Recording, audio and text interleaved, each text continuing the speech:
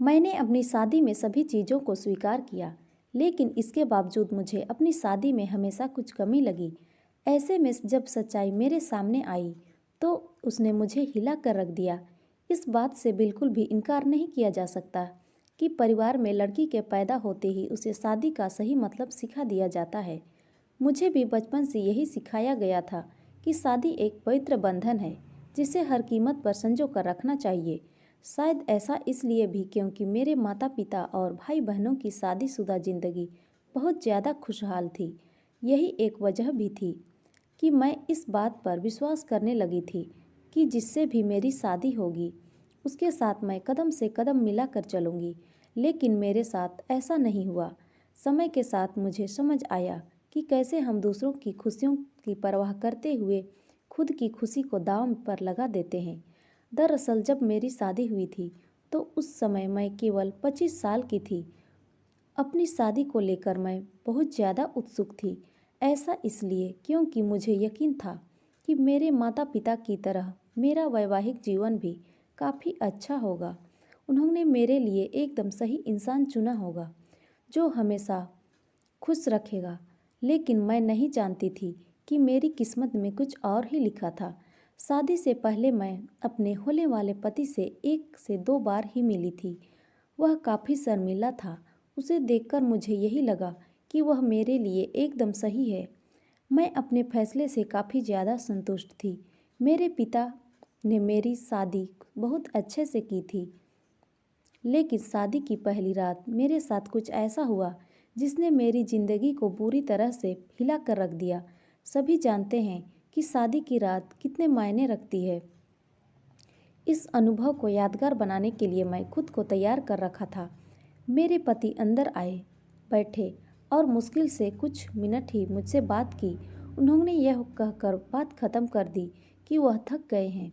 मैंने भी यही सोचा कि शादी की रस्मों के कारण थकान हो गई होगी, इसीलिए मैंने भी इस बात पर ज़्यादा ध्यान नहीं किया। मेरी शादी को 1 सप्ताह बीत चुका था और मेरे पति ने मुझे अब तक छुआ तक नहीं था। मुझे कुछ अजीब सा लग रहा था, लेकिन मैं अपनी तरफ से पहल नहीं करना चाहती थी। ऐसा क्योंकि मैं भी बहुत शर्मीले स्वभाव की हूँ। वैसे तो वह बहुत सभ्य व्यक्ति था, लेकिन एक चीज़ जो मुझे बार बार परेशान कर रही थी, वो यह कि उसे मेरे साथ फिजिकल होने में कोई दिलचस्पी क्यों नहीं थी। यही नहीं, जैसे जैसे समय बीतता गया, उनके साथ रहकर मुझे ऐसा लगने लगा था वह मेरे पति बनने के बजाय दोस्त बना रहना ज़्यादा पसंद करते हैं। महीने बीतते गए, वैसे ही मुझे हर रोज़ एक नई चीज़ का अनुभव होने लगा, लेकिन अब भी हमारे बीच न्यू कपल वाली फीलिंग नहीं थी। ऐसा लग रहा था कि शादी करना और इसे बनाए रखना उनकी मजबूरी बन गई थी। मैंने कभी उनसे शिकायत नहीं की। ऐसा इसलिए क्योंकि वह बेहद नेक दिल और दयालु इंसान था। मुझे उनके साथ किसी तरह की कोई दिक्कत नहीं थी, लेकिन इसके बाद भी मुझे लगता था कि मेरी शादी में कोई कमी थी। हमारी शादी को 1 साल बीत गया और हमारे बीच छोटी सी बात को लेकर झगड़ा हो गया, जो वास्तव में गंभीर लड़ाई में बदल गया। मेरे मन में गुस्सा था, तो मैंने कह दिया कि मैं एक पति के लिए तरस रही हूँ, जो मुझे कभी नहीं मिला। जैसे ही मैंने ये शब्द बोली, मेरे पति एकदम से चुप हो गए और बिस्तर के किनारे पर जाकर बैठ गए। मैंने जब उन्हें रोते हुए देखी तो मैं चुप हो गई। मैं दंग रह गई, ऐसा इसलिए क्योंकि मैंने आज तक उन्हें मेरे सामने कभी इतना कमज़ोर होते हुए नहीं देखा था। मैंने उन्हें परेशान देख दिलासा दिया। तभी उन्होंने मुझे माफ़ी मांगी और कहा कि उनका इरादा मुझे चोट पहुंचाने का बिल्कुल भी नहीं था, लेकिन उन्हें महिलाएं पसंद नहीं हैं। मैं कांपते हुए अपनी जगह पर खड़ी हो गई। उन्होंने कबूल किया कि वह समलैंगिक हैं। मैं कुछ नहीं समझ पा रही थी। मैंने फिर पूछा कि आप समलैंगिक हैं? तो उसने मेरी तरफ देखा और कुछ नहीं कहा। मैं यही सोच रही थी कि मेरी शादी बस एक दिखावा थी। मैं बिस्तर पर चुपचाप लेट गई और हकीकत से भागने के लिए सोने की कोशिश करने लगी, लेकिन मैं अच्छे से जानती थी कि यह सपना नहीं है। मेरे पति पुरुषों को पसंद करते हैं। मुझे यह बात हर हालत में स्वीकारनी थी, लेकिन इस दौरान मेरी अपनी खुशी का क्या?